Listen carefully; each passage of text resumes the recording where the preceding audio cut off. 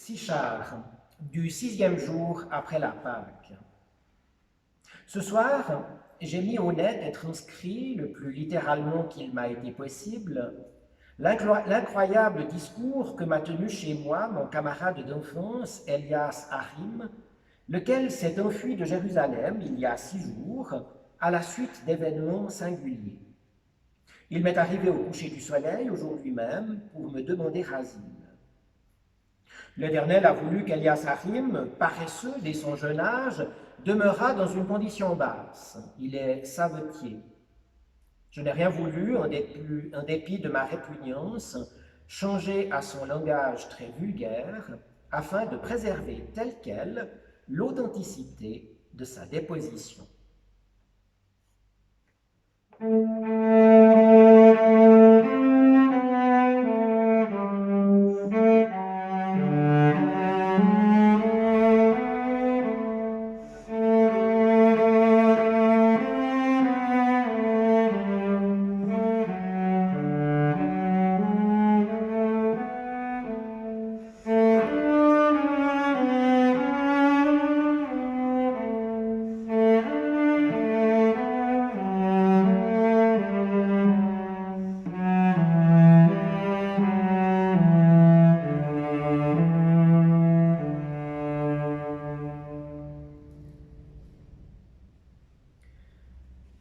Si le malheur est arrivé, c'est la faute à Samuel d'abord, le petit Samuel de la banque Juda, et ensuite au Nazaréen.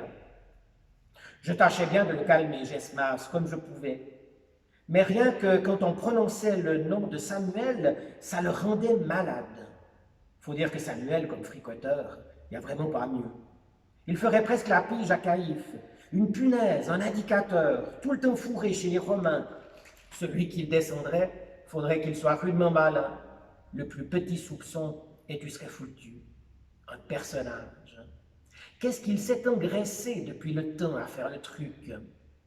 Les Romains y tiennent, ça se comprend. Des fois, Gesmas et moi, on l'avait croisé dans la rue. Sérieusement, à ces moments-là, je prenais peur. J'attrapais mon Gesmas par le gras du bras, mine de marcher bras dessus, bras dessous, en vieux copain, et je le pinçais à mort et je lui disais entre mes dents, « Tiens-toi petit, fais gaffe, tiens-toi, cramponne-toi !» Il se tenait, il se cramponnait, il crachait par terre tout de même, en passant à côté de Samuel. Pas sur lui parce que j'étais là, mais déjà c'était risqué. D'autant plus qu'il était repéré, Gesmas, tu penses. Avec les mouches qu'il y a partout, on savait dans la police qu'il pensait pas du tout bien. N'empêche, il s'était encore jamais coupé jusqu'ici. Jamais on n'avait rien pu trouver de précis contre lui. C'est l'affaire du Nazaréen qui a tout perdu. On ne s'occupait guère de lui, ni Gespas, ni moi, ni personne des camarades. Son machin, c'était pas pour nous. Un type, parce qu'on disait, qui remettait d'aplomb les dents croches, qui décongelait les chassieux, qui arrêtait le sang aux femmes qui en perdaient trop. Bah, par nos côtés, il y en a tellement de ces rebouteux. Et puis moi, j'ai une bonne santé, j'aime pas les gens à pustules. Ça courait comme des rats chez les scrofules et les béquillards quand on le signalait dans un coin. Alors moi, je prenais vite l'autre rue. Il se déplaçait avec une bande de pecnos, des pêcheurs, des vignerons barbus, quelques putains et toujours une nuée de marmailles, des tapis de gosses qui couraient autour avec des chiens au mollet. Aussi des suspects, des leveurs d'impôts, en rupture à ce qu'ils disaient, des types quand même qui avaient travaillé pour les Romains publiquement. On s'était renseigné comme de juste. Il ne se compromettait pas, le charpentier.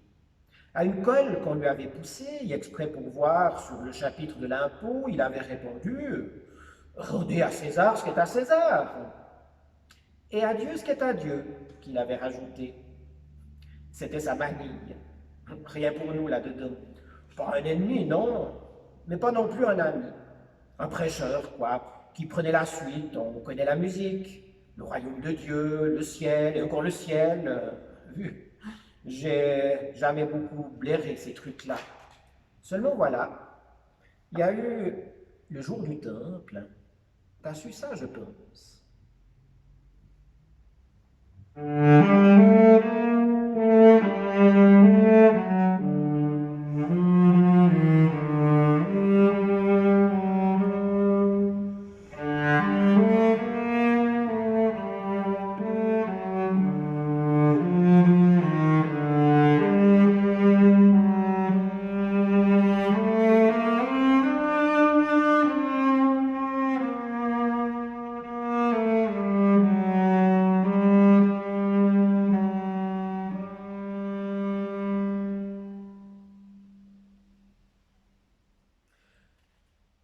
justement à causer de nos affaires, Gesmas et moi, dans la boutique, quand on a vu passer le Nazaréen devant la porte avec sa blonde. Il marchait à grands pas, ce coup-ci, comme un qui a son idée. Il montait la rue, il avait l'air quasiment d'aller droit au temple. C'est son allure qui nous a paru bizarre. On a décidé d'aller voir. Gesmas s'est levé le premier, un sourcil en l'air. « Amène-toi » qu'il m'a dit. On est sortis. Ils avaient déjà tourné le coin. On s'est mis à monter par le même chemin. Et tout à coup, on a entendu une grande gueulée formidable qui venait du haut. Et Gesmas a tressauté, les yeux flambants. « Ça chauffe, grouillons-nous » On s'est mis à courir.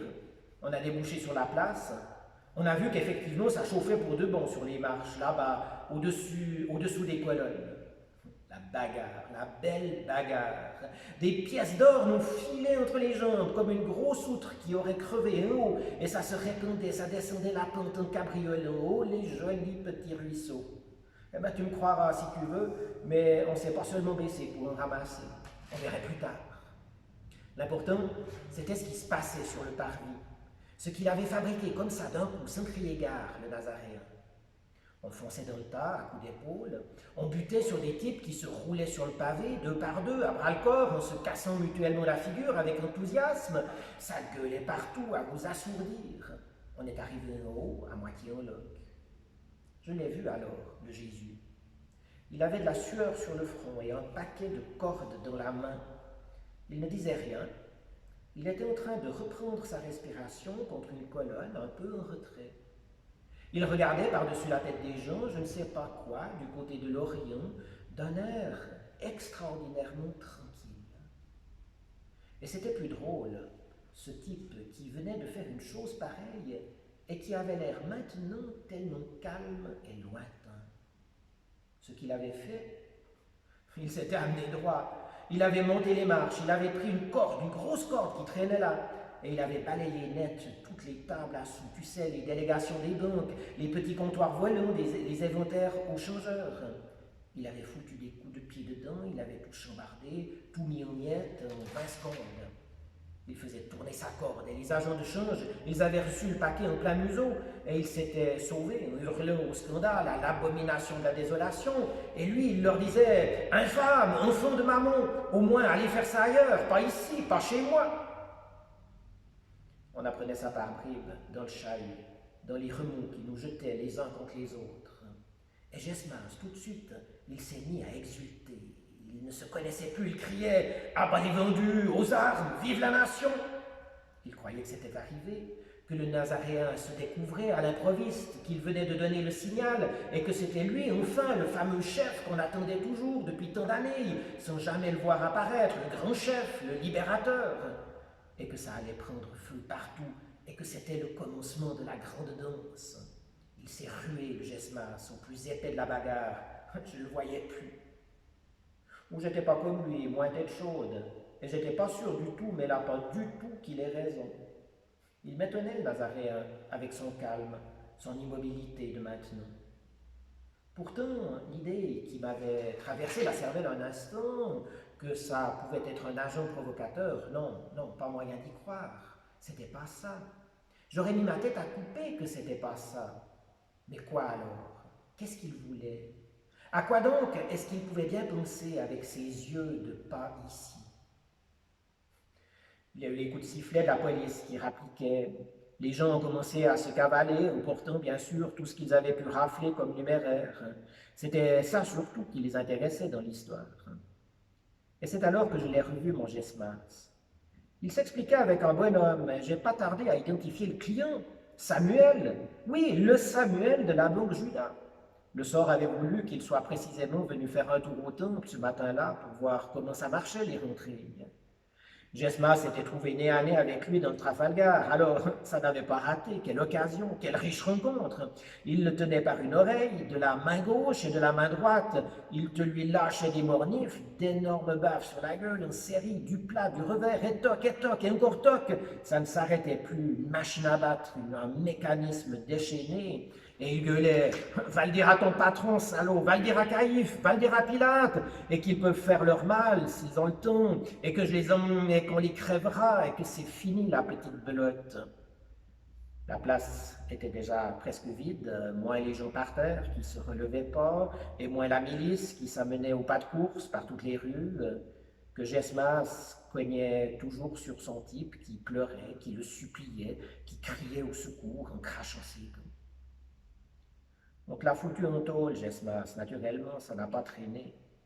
Et c'est là qu'il a été crâne, le même soir, quand on l'a interrogé pour le jugement sommaire. Il leur a tout sorti en face.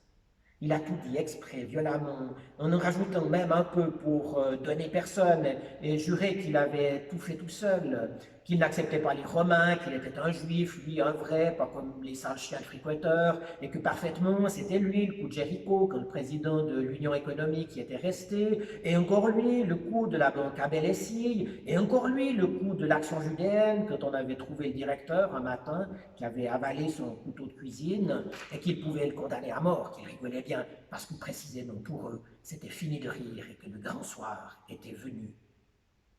Les types de la milice l'ont assommé pour le faire taire.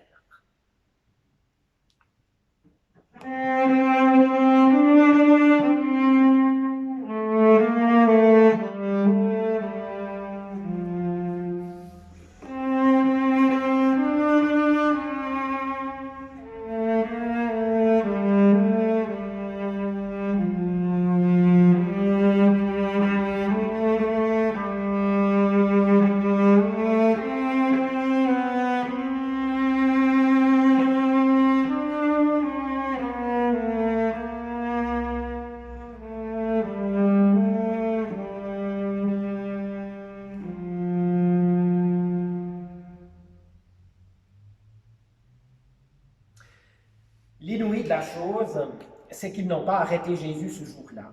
Ils pouvaient, bien sûr. Ils ne l'ont pas fait, c'est historique. Je ne sais pas pourquoi ils ne l'ont pas fait. N'empêche, son compte était bon. Touché à la banque, c'est mortel. Un mauvais cas, un tout mauvais, où il s'était mis, oh, une question de jour. Dès l'après-midi, les grandes rafles ont fonctionné. Beaucoup de copains sont partis dans les environs. J'ai pas voulu les suivre, j'ai fait semblant, j'ai bouclé la boutique et mis les volets, mais je suis resté. Je voulais pas lâcher Gesmas, et encore plus, je voulais savoir comment ça allait tourner pour le Nazaréen. En somme, Gesmas, le pauvre vieux, il était le seul à croire encore que Jésus était son homme, et ça me faisait mal de le détromper. J'avais pu, grâce à un des gardiens, un des nôtres, aller causer avec lui le surlendemain dans la tôle. Alors qu'il m'avait demandé, alors, qu'est-ce qu'il fait? Je le vois encore. Il tenait les barreaux à pleine main, il tendait sa figure vers moi. Alors, qu'est-ce qui se passe? Il ne se passait rien, justement, rien du tout. Ils l'ont arrêté? Ça non, ils ne l'avaient pas arrêté. Mais alors, qu'est-ce qu'il fout? Où est-ce qu'il est? J'ai bien vu qu'il se rongeait, que dès lors, il avait l'impression que c'était manqué, qu'il était parti de travers. Attendons, qu'il me disait encore, attendons, un type qui a fait ce qu'il a fait, c'est quelqu'un, tu verras. Il essayait de se rassurer, il était horriblement triste. Le jeudi, dans la nuit, ils ont mis le grappin sur Jésus, ça s'est passé de l'autre côté du Cédron, ils sont arrivés à 200 au moins, tout hérissés d'armes. Pas des soldats de Pilate, mais des hommes de main à Caïphe. Il n'a pas résisté. Un des siens, le plus gonflé, un nommé Képhas, a bien tiré l'épée et il commençait à faire des moulinets, mais le Nazaréen, lui, a dit non. J'ai encore pu voir Gesmas la même nuit. 2 minutes, risquant mes os. Entre-temps, on lui avait annoncé qu'il serait exécuté le lendemain. Il s'en foutait. Rien qu'une chose qui comptait, le Nazaréen, est-ce qu'il réunit des hommes? Est-ce qu'il allait attaquer? Qu'il se presse, nom de nom. Je lui ai dit qu'il s'était laissé prendre sans bouger, sans lever un doigt, sinon pour empêcher ces types de le défendre. Pas vrai. Oh ben alors, c'est malin, vidé, sale vidé, c'est bien la peine, oh ben alors. Il remuait son front contre les barreaux, il se tapait les tempes à droite, à gauche, et je me disais, il va devenir fou. J'ai tout vu ensuite, mais c'est tellement moche que j'aime pas raconter ça. C'est Caïphe qui a mené le jeu.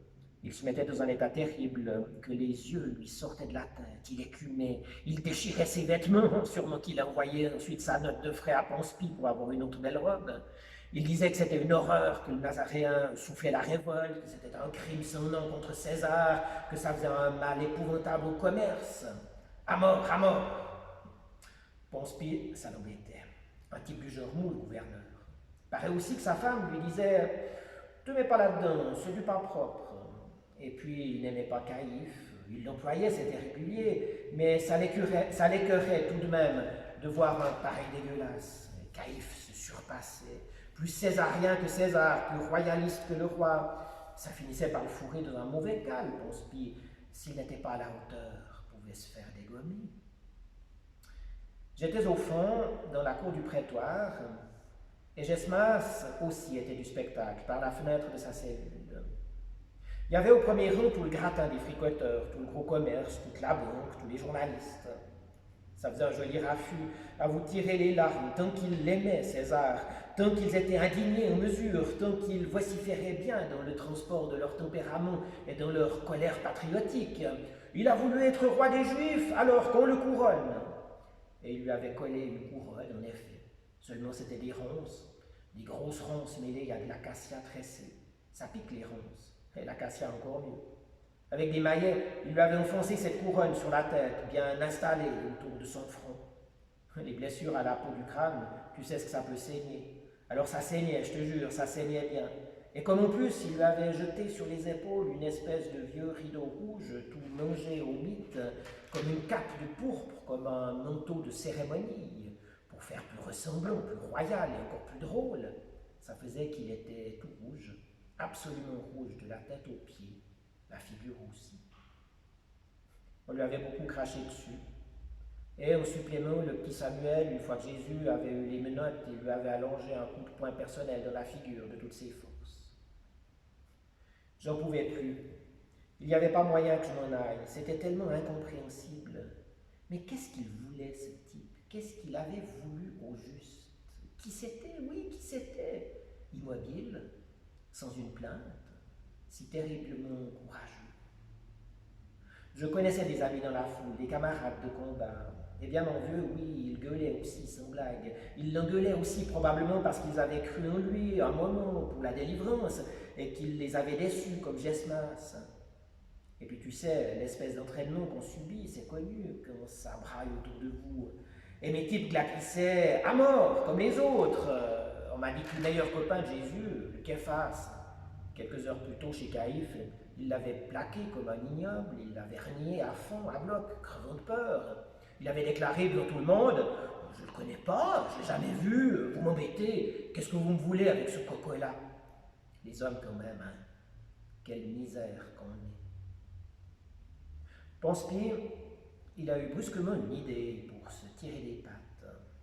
Il a levé la main pour qu'on l'écoute. Il a dit voilà, après-demain, c'est votre fête, votre grande fête, c'est Pâques, après-demain, on doit célébrer ça. Moi, je respecte vos traditions, comme aussi César, il les respecte.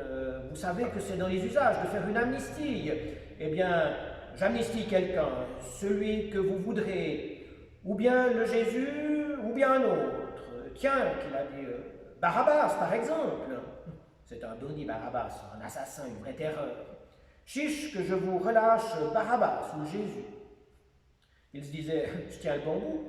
Ils n'oseront pas choisir Barabbas, ils auront trop peur, parce que c'est couru que dès qu'il sera relâché, Barabbas, il y aura du sang, une bonne femme coupée en morceaux, quelque part, ou un micheton arrangé en tranches. Ils vont forcément choisir l'autre, qui n'a tué personne. Eh bien, pas du tout. Pas une seconde d'hésitation, tu m'entends. Tous ceux qui gueulaient ont gueulé Barabbas, d'une seule voix, d'un seul coup, comme au commandement. À n'y pas croire. J'ai levé la tête à ce moment-là, du côté de la prison. Et qu'est-ce que j'ai vu? Gesmas, derrière ses barreaux, oui, Gesmas, qui tendait le poing et qui s'égosillait lui aussi. Barabbas! L'autre, il avait entre ses mains liées un petit roseau sec pour imiter un sceptre, un tout petit roseau absurde avec son plumeau gris. On ne pouvait pas voir ses yeux à cause du sang.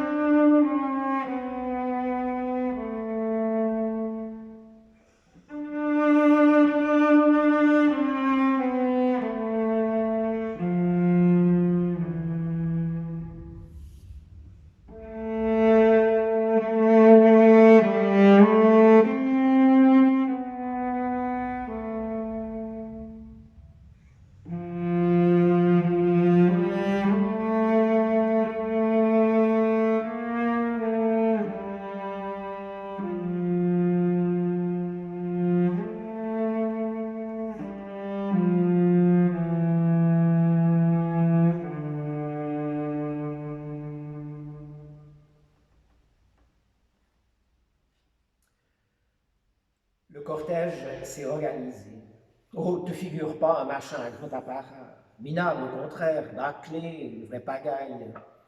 Et puis c'est pas long de chez Pilate au Golgotha, mais ça m'entraide par exemple. T'as vu le coin? Droit au sortir de l'enceinte par la porte de la décharge, c'est-à-dire la porte des ordures, parce que c'est le dépôt municipal à cet endroit-là. On vide les poubelles. Le petit tertre naturel, il grimpe de niveau constamment à ce système. C'est plein de tessons de bouteilles, de bidons crevés et de chats morts. Le champ du crâne, on appelle ça, je ne sais pas pourquoi, le Golgotha. Terrain de décharge et emplacement des exécutions.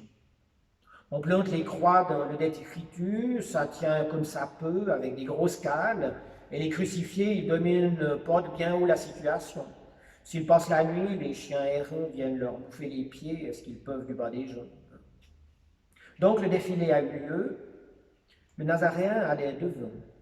Je veux dire qu'il y avait d'abord deux cavaliers pour faire le passage et des gosses qui étaient aux anges dans cette nouba et qui gambadaient en se bousculant et en se jetant des pots de banane. Puis tout de suite, lui, avec ce qui lui restait de linge sur le corps, et derrière Gesmas, un autre condamné de droit commun arrêté pour meurtre la semaine d'avant. On expédiait tout le lot, vitesse, à cause de la fête imminente. Des gendarmes de chaque côté avec leurs matraques, un peloton de légionnaires, et puis les suiveurs en masse. Un drôle de mélange. C'est curieux, la jubilation des gens était tombée. Peut-être les nerfs trop tendus depuis le matin et qui se détendaient tout seuls. Ça ne criait presque plus, il y avait des femmes qui pleuraient. On disait que sa mère, au Nazaréen, elle était là, par là-dedans aussi. On n'avançait pas vite. Presque tout de suite, il y avait eu un premier à-coup, un arrêt brusque, les gens qui se cognent le nez dans le dos des autres. Il est tombé, qu'on disait. Pas étonnant, il ne tenait plus debout. On l'avait tellement battu, déchiré, il avait perdu du sang, des pintes de sang. Déjà qu'on lui avait chargé la croix sur le dos, j'avais vu le moment qu'il s'affalait. Il avait oscillé comme sous. Un coup de trique sur les reins l'avait remis d'aplomb. Voilà qu'il était tombé à présent.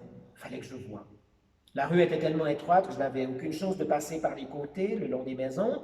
On s'écrasait contre les murs. Alors je suis entré dans un couloir, j'ai sauté à travers les jardins, j'ai gagné comme ça de l'avance et j'ai pu ressortir par un autre couloir au moment où passait devant les cavaliers qui ouvraient la marche. Je l'ai bien examiné, ah oui, de tous mes yeux. J'avais le cœur qui sautait comme une bête folle par-dedans moi. Il bavait de la salive et du sang, la nuque aplatie sous la poutre qu'il essayait de tenir en équilibre entre ses épaules avec ses bras tordus en arrière. Et naturellement, il est encore tombé sur les genoux.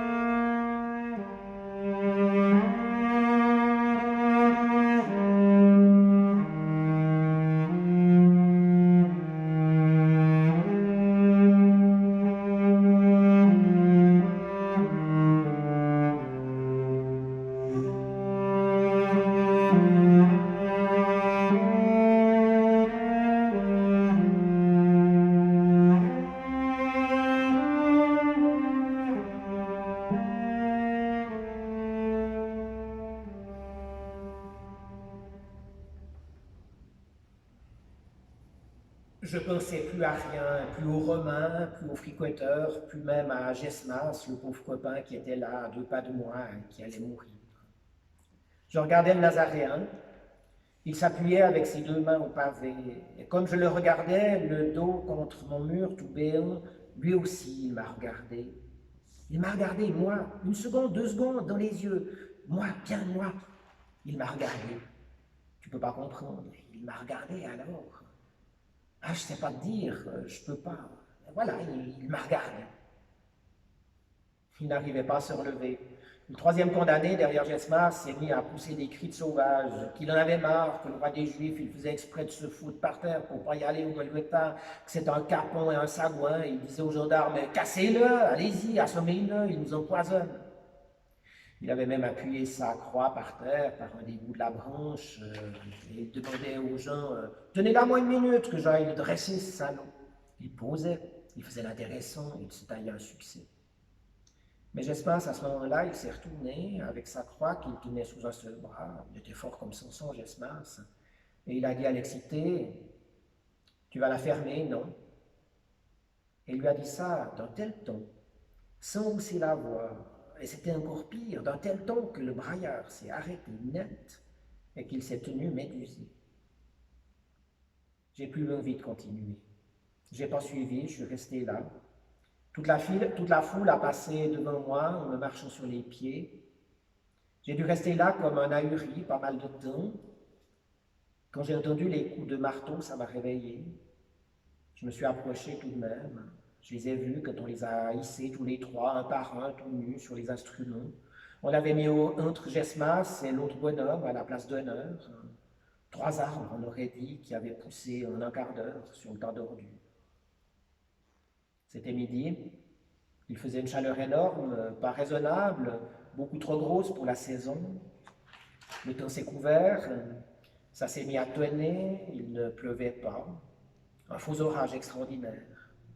T'aurais dit que le ciel essayait de vomir, qu'il se convulsait pour pleuvoir et il ne pouvait pas. Tout était devenu sombre et j'ai senti la terre remuer. Les gens sont partis. Sur la butte, il n'y a bientôt plus que les gardes et un petit tas de personnes que je ne connaissais pas, blotties les unes contre les autres. J'étais sous la voûte de la porte avec quelques gamins enragés qui voulaient voir aussi jusqu'au bout. À un moment, il s'est produit quelque chose que je n'ai pas compris. Mais Gesmas, il s'est mis à parler au Nazaréen. Qu'est-ce qu'il lui a dit? Impossible d'entendre, j'étais trop loin. Sûrement qu'il ne l'insultait pas, parce que Jésus, j'ai bien vu qu'il n'avait jamais répondu à personne de ceux qui l'insultaient, tandis qu'il a répondu à Gesmas, j'en suis sûr. J'ai vu qu'il tournait sa tête vers lui tant qu'il pouvait pour lui adresser la parole, une toute petite phrase.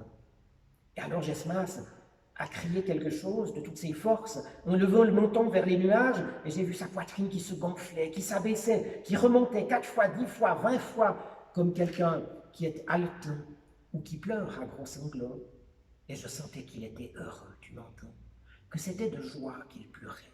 Je le savais, je le savais. Après que tu demandes, eh ben quoi, il n'y a pas d'après, c'est fini. Qu'est-ce que tu veux qu'il y ait après? Il est mort là, Gesmas est mort, l'autre type est mort, ils sont tous morts, et on les a mis dans la terre. Et moi j'ai filé. Ça suffisait comme ça les bêtises. 2 copains encore qu'on avait cueillis le jour même. Le petit Samuel me connaissait, il m'avait vu avec Gesmas, j'avais pas envie d'y passer. Une fameuse imprudence que j'avais faite en restant dans la ville. Le bon sens me revenait tout de même. J'ai pris mon sac, je suis parti et me voilà. T'es pas content? T'en veux encore? J'ai plus rien à dire, ça suffit.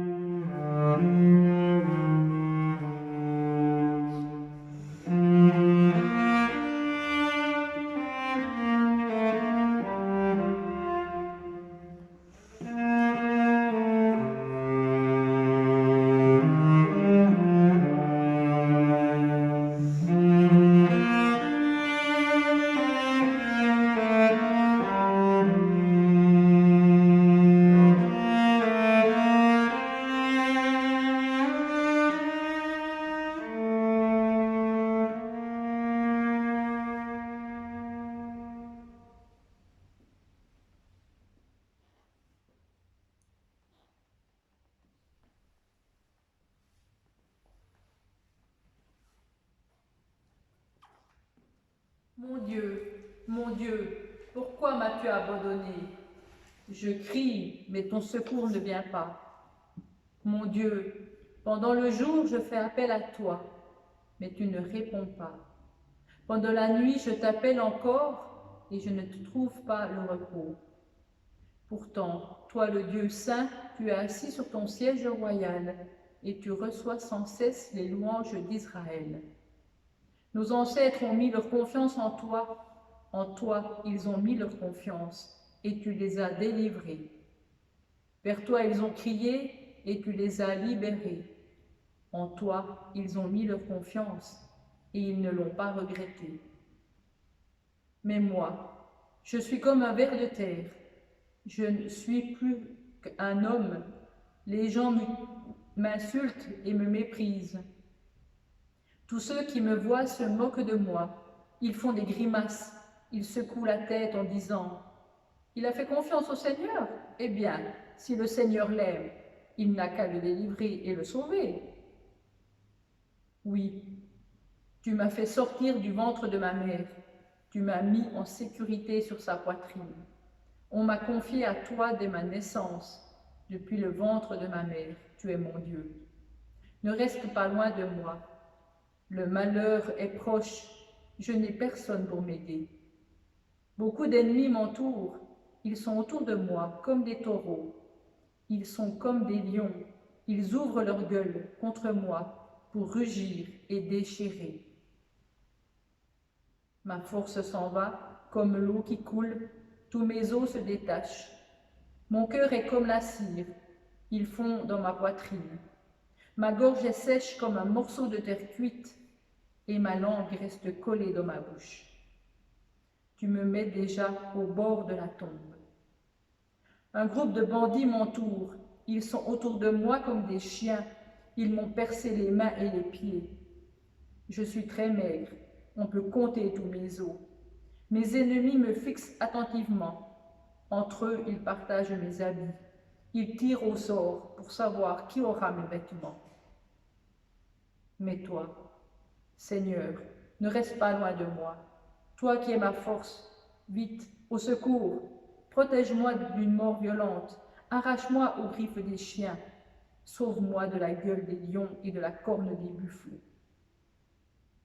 Le Seigneur n'a pas méprisé le malheureux dans son malheur, il ne l'a pas rejeté, il n'a pas détourné son visage de lui. Le malheureux a crié vers le Seigneur et le Seigneur l'a écouté. Nous pouvons dire ensemble que la prière que Jésus a appris à ses disciples. Notre Père qui es aux cieux, que ton nom soit sanctifié, que ton règne vienne, que ta volonté soit faite sur la terre comme au ciel. Donne-nous aujourd'hui notre pain de ce jour. Pardonne-nous nos offenses, comme nous pardonnons aussi à ceux qui nous ont offensés. Et ne nous laisse pas entrer en tentation, mais délivre-nous du mal. Car c'est à toi qu'appartiennent le règne, la puissance et la gloire, au siècle des siècles. Amen.